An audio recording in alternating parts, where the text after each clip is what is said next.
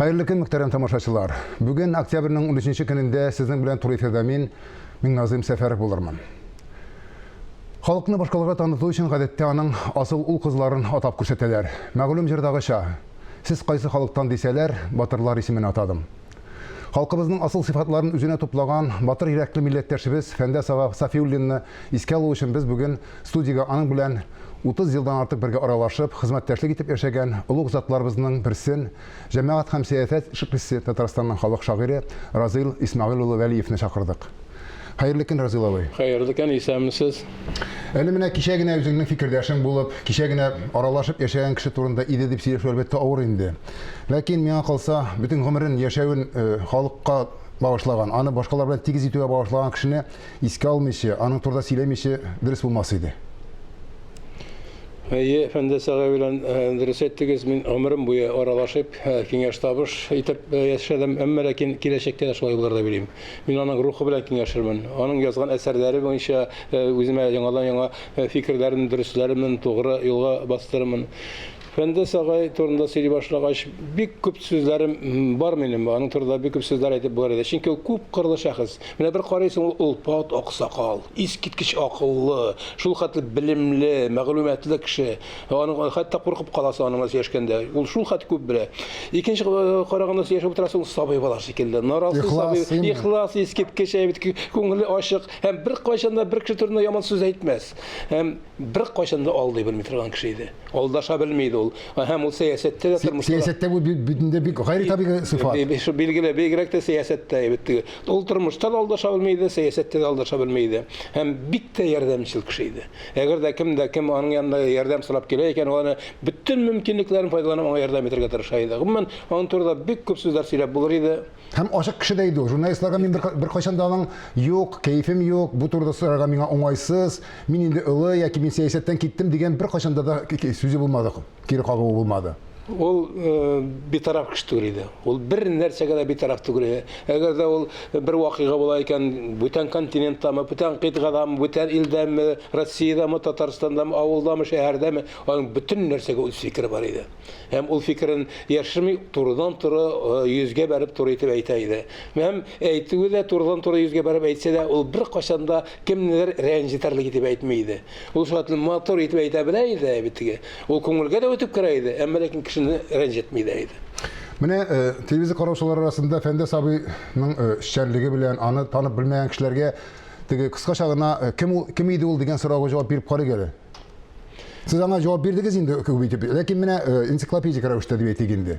Депутат булуыннан башлап. Беренче чиратта шәхескә бөтен сүзләр керә. Әгәр дә аның депутатлыгын атыйбыз икән, 1990 елдан башлап ул берничә чакырылышта депутат булды. Татарстан Югары Советында, Татарстан Дәүләт Советында, Россия Дәүләт Думасында. Ул һәммә җирдә, һәр җирдә иң актив депутатларның берсе булды. Татарстан парламентында аның кебек актив эшләгән бүтән депутатны белмим мин. Туфан ага Миңнуллин әйтеп куйды, Разил, безнең парламентта менә шул хәтлелек 250, аннар 125 депутат булды, аннар 100 депутат булды. Шулар арасында бердән-бер мин профессиональ депутат, сәясәтче дип Фәндәс Сафиуллинны атар идем. Калганнары без барыбыз да аның укучылары, өйрәнчекләр, без үзешчәннәр дип әйтә иде. Шуннан да ул дөрес, Фәндәс ага моңа гомер буе әзерләнгән. Ул бит 30 ел буена хәрби хезмәттә булган. Ул полковник. Ул философия факультетында укып, аны бары тик 5 билгеләрне тәмамлаган кеше Белоруссиядә. Шуңа күрә ул философияны да яхшы белә иде. Ул законнарны да яхшы белә иде. Парламентның, дөнья парламентларының тәҗрибәләрен дә бик яхшы белә иде. Шуңа күрә аның белән бәхәсләшү бик авыр иде. Чөнки ул бәхәстә һәр вакытта өстен чыга иде. Чөнки аның дәлилләре бик күп иде. Инде милләтпәрвәрлек ягына килгәндә, ул бер кайчанда башка милләткә каршы сүз әйтеп көрәшмәде. Ул бары тик үз милләтен, татар милләтен яклап көрәште. Мин башка милләтләргә кагылмыйм, тимим. Яшәсеннәр, барыбыз да без яшәргә хаклы, әмма ләкин мин татар халкының вәкиле, мин үземнең татар халкын якларга тиеш. Һәм аяк терәп бөтен җирдә дә татар халкын яклады. Аның телендә, гореф-гадәтләрендә, йоласында, мәгарифендә, милли мәдәниятендә һәм аның тормышка ашмый калган бер бик зур хыялы, көрәшеп тә ул аны билгеле әле уңышка ирешеп булмады. Ул да булса милли университет ачу. Аның тәкъдиме буенча 1994 елда Татарстан Югары Советында Татарстанда милли университет ачарга дигән карар кабул ителгән иде. Әмма ләкин ул карар Тормышка ашалмады. Разил абый, менә режиссерларыбыз куеп китсә, Фәндә Сабый бит әле ул Татарстанның суверенитеты турындагы декларацияны эшләгән һәм шуны игълан иткән кеше идән трибунадан. Билгеле аны теләсә кемгә ул аңа тапшырмадылар, ул җаваплы эшне. Аңа ул вакытта 250 депутат иде, 250 депутат арасыннан бары тик аңа гына андый мөмкинлек бирделәр. Режиссерларыбызга бер җавап әйтеп әйтик әле. Шул өзекне куйгыз әле безгә. Аның тавышын ишетеп алыйк әле. Верховный Совет Татарской автономной Советской Социалистической Республики провозглашает государственный суверенитет Татарии и преобразует ее в Татарскую Советскую Социалистическую Республику, Республику Татарстан.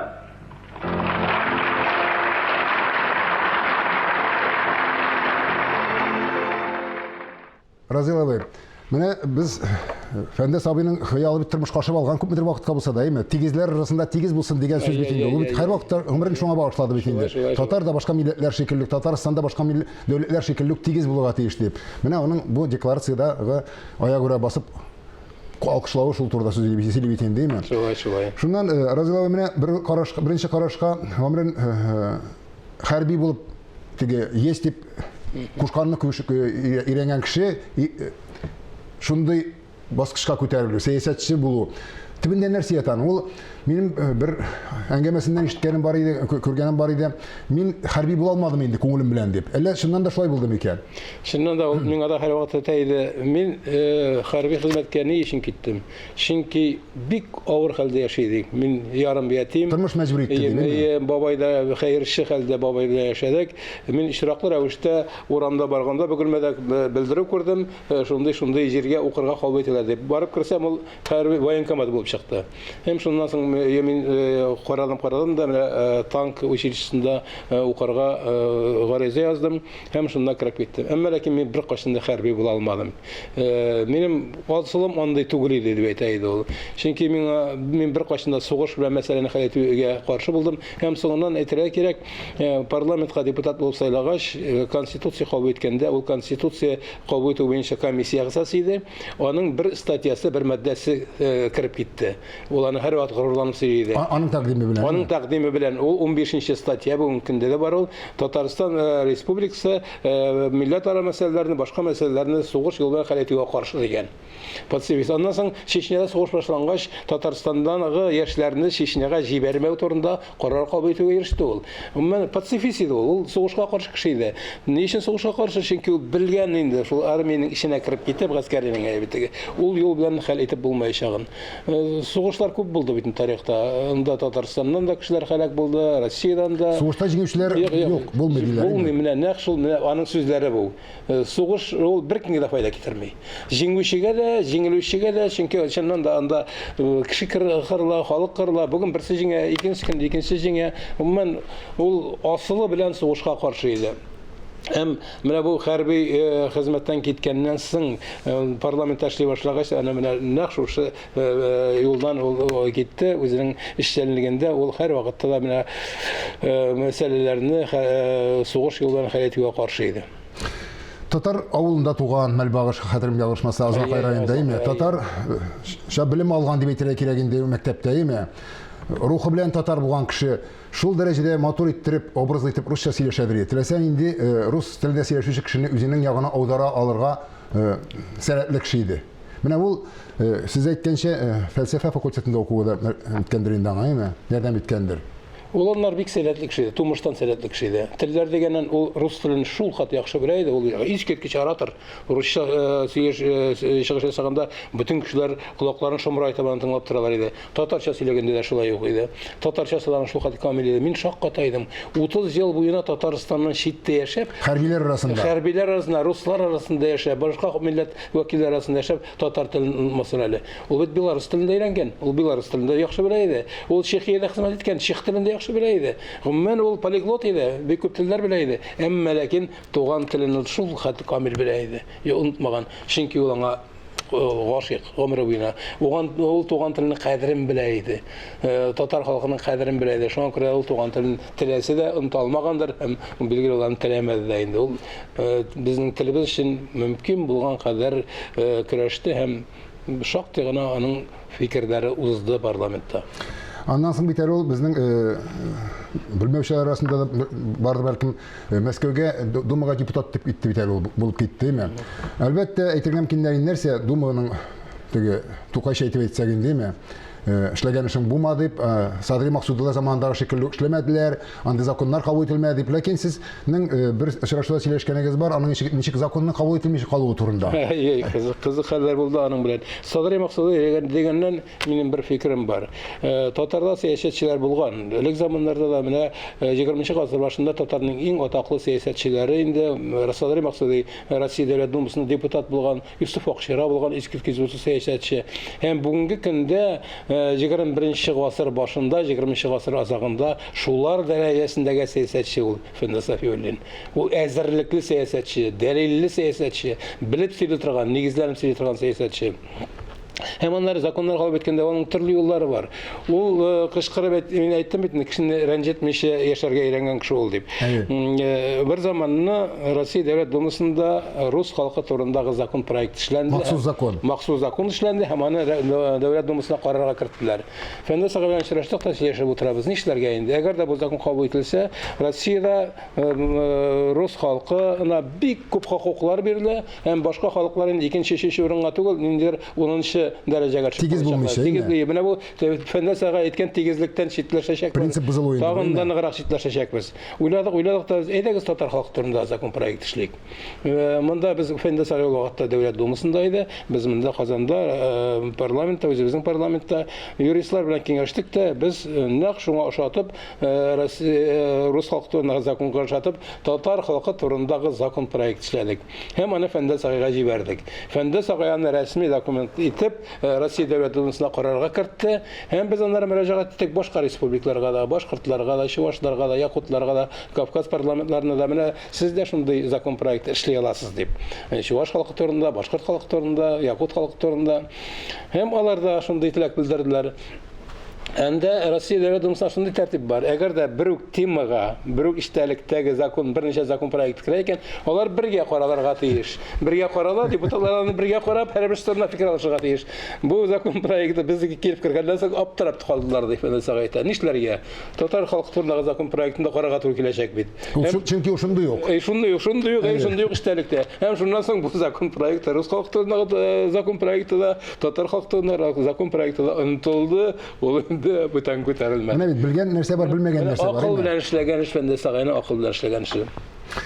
Разил абый менә гомеренең соңгы көннәренә таба якынлашканда Тукайча әйтеп әйтсәк, бетте кеш сынды кылыч дигән фикер булмадымы аның күңелендә шундый? Фәннәс агайда төрле фикерләр бар иде. Билгеле, соңгы көннәрдә моң суланды шактый.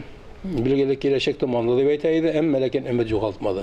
Бер кайчан да өметне югалтмады. Мин аның белән соңгы мәртәбә 24 сентябрьдә бик озаклап сөйләшеп утырдым. Ул көнне милләт җыены булган иде. Милләт җыеныннан соң без төшкә ашка барып, шунда озаклап гәпләшеп, фикер алышып утырдык. Аның күптән түгел генә булган иде бит юбилей 85 еллыгы. Ул турыда сүз булды, киләчәккә планнар турында сүз булды. Мәктәп Фәннәс агай, без синең әсәрләрен туплап, менә мондый китап чыгардык бит инде. Ул шул хаты сөйгән иде бу китапка. Әгәр бу чыгышларыннан һәм фикерләреннән, мәкаләләреннән, статьяларыннан, әгәр кем татарның яңа тарихы 90нчы еллардан башланган татар халкының, Татарстанның яхшылап белергә тели икән, менә бу китапны укырга кирәк. Бу китапта бүтән нәрсә дә бар. Менә 90нчы еллардан башлап бүгенге көнгә кадәр нинди проблемалар булган бездә, һәм күтәрелгән, кайсылары хәл ителгән, кайсылары хәл ителмәгән, булар турында менә бу энциклопедия шикелле китап. Фәннәс агай әйтәм, әйдә шушының икенче китабын да чыгарыйк. Бармы анда әсәрләрегез? Мин бар икәнен беләм инде. Разил бер түгел 10 китап чыгарлык минем материалларым бар, әмма ләкин нич чыгарырга? Минем акчам да юк инде, мин пенсия генә эшем һәм башкалар. Әйтәм, нич кенә булса да җаен табарбыз, әзерләгез. Ярый, мин әзерләй башлыйм әле диде ул. Һәм әйтәм, моннан соң тагын нинди планнар, ниләр эшләргә җыенасың? Разил ди, менә әле генә сөйләшеп утырдык бит. Мин миңа бит 85 яшь тулды инде. Мин эшләдем, ашыйсын ашадым дигән шикелле күрдем. Моннан соң әллә ни зур эшләр майтарып булмас инде. Мин үзем өчен борчылмыйм. Мин китәрмен. Әйтерсең дә ул китәсен белгән шикелле сезгә шикелле. Мин китәрмен. Барыбыз да шунда китәсе бит инде. Әмма ләкин милләт кала бит. Татар халкы кала, республикабыз кала. Милләтебез нишләр? Яңа кешеләр киләме? Яңа шәхесләр киләме? Безнең эшне дәвам итәрләрме? Менә мине шул борчый. Мине милләт борчый, милләт кайгысы борчый. Мин үзем турында уйламыйм хәзер дидем. Димәк, шундай яшәгән дигән соңгы көннә кадәр име? Гомере буе мин белгән гомерен инде, мин аның белән 31 ел буена аралаштым. Көн саен диярлек аралаштык без аның белән. Һәр вакыт фикер алыша идек. Һәр вакытта аның борчуы, әлеге дә баягы милләт борчуы иде. Дәүләтчелегебез ничек булыр? Татарстан аякка басармы? Дәүләтчелеген торгыза алырмы? Милли мәктәпләребез булырмы? Әлеге дә баягы милли университет һәм башкалар. Бүтән нәрсә турында сөйләшмәйдек без. Тормыш вакытлары да бар бит инде, гаиләләре дә бар, тисе бар. Нишләп торалар икенче планга күчә иде. Аларны да билгеле искә алмыйча мөмкин түгел. Әмма ләкин беренче урында аның борчуы милләт борчуы иде. Аннан соң сез әйттегез инде, үзе турында кайгырта белми торган кеше, үзе турында алдан үзенең ниләрен, мәнфәгатьләрен ала куеп бирә торган кеше түгел дип әйтәсез, әйме? Ул бер кайчанда югары җитәкчеләргә мөрәҗәгать итеп үзенә нәрсә дә булса сорамады. Бер тапкырда. Мәйтәм Фәнсагай, аның бу башта казармада яшәде ул. Хәрби шәһәрчек бар иде бит. Шунда казармада яшәде. Фатир инде казарманы беләсез инде икәнен. Ике баласы бар әйбеттеге. Хатыны үзе һәм фатир яңартырга. Югыйсә ул вакытта кемнәр генә фатир алмады. Теге тузган торактан күчү чара бит. Мөмкинлекләр күп иде. Сорамады. Аныңа бирделәр фатир, яхшы фатир бирделәр. Ләкин үзе бүтән мәсьәләләрдә дә ул бер вакытта менә шушы китабын чыгарганда да Мәйдан Фәндәсәгә бәлки җитәкчелеккә мөрәҗәгать итеп бу китапны чыгарыбыз. Разияларны борчысын килмәй инде. Аларның миннән башка борчулары бик күп, проблемалары бик күп дип, менә шундыйрак кеше иде ул. Разил абый, әңгәмәбез ахырында менә Фәндәс абыйның рухы дип әйтәбез. Ул гомерен халыкка багышлаган дип әйтәбез. Менә безнең дә һәр кайсыбызның да кулдан килә торган эшләр буларга мөмкин бит. Аның рухын ничек сакларга менә шу заманда, булгавыр заманда һәр кайсыбыз. Шул турда менә әлегә дә баягы мин әйтеп биттем, битараф булмаска. Безнең күпләребез бу мәсьәләне миннән башка хәйтерләр әле. Аның эшләүчеләре бар. Менә тел мәсьәләсендә булсын, мәктәбе булсын, милли мәдәният булсын, гореф-гадәт булсын, илау булсын, дәүләтчелек булсын, милли университет булсын, анда җитәкче бар. Безнең президентыбыз бар, хөкүмәтебез бар, парламентыбыз бар, район җитәкчеләре бар, һәм башкалар. Шулай дибез күбез. Үзебез турында аңлыйбыз. Онтабыз, үзебез турында онтабыз. Фәндәсәгә әйтә иде, һәр вакытта син үзеңнән башла. Үзеңнән башла. Менә шушы проблемалар бар икән, син үзең ничек аңа ярдәм итә аласың шушы проблеманы хәл итәргә. Шуннан соң гына син таләп итә аласың өстәгеләрдән. Кичкенә генә эш булса да, әйме? Кичкенә генә булсын, бәләкәй генә эш булса да, син үзеңнең кулыңнан нәрсә килә, шуны эшлә. Иң беренче мәсьәлә. Шуннан соң син инде чын мәгънәсендә аяк терәп башкалардан таләп итә аласың. Нишләп сез моны эшләмисез, нишләп моны эшләмисез? Һәр кем үз югарылыгындагы эшне эшләр өчен, әйме? Шексез, менә аның төп таләбе, төп принцибы шулай иде. Амин, шулай булсын, бүгенге сөйләгән сүзләребез Фәндәс аганың рухына дуга булып ирешсен. Амин. Без аны чыннан да әйтмешә, әле бик озак искәттербез. Без аның язганнарын укырбыз, без аның күңелебездә сакларга тиешбез мондай кешеләрне. Чөнки алга бару шунсыз мөмкин түгел. Халык турында кайгырту, үзең турында кайгырту. Минем өчен Фәндәсәгә китмәде. Ул һәр вакыт минем күңелдә, мин аның белән бүген дә, иртәгә дә, берсе көнгә дә һәр вакытта киңәш табыш итеп яшәрмен. Чөнки аның рухы мин бик яхшы беләм. Менә нәрсә булса гамәл кылыр алдыннан Фәндәсәгә бу турыда нәрсә уйлар иде икән дип минем күңелдә шундый сорау туачак. Һәм шул нәрсә мине уңга сулга кирәкмәгән юлларга китүдән саклап калар дип беләм мин. Әңгәмәгез өчен бик зур рәхмәт. Исәнлектә күрешергә насыйп булсын. Исән сау булыгыз. Милләтне гомер габкый вазифа изатлар белән бергә фидакар затлар да алга тәргән, яшәүгә көч биргән. Фәндәс аганың тормышка ашмый калган хыялларын яшь буын фидакарлар гына түгел, һәр кайсыбыз күтәреп алсын дигән теләктә бүгенгә сезнең белән саубуллашам. Исәнлектә күрешик.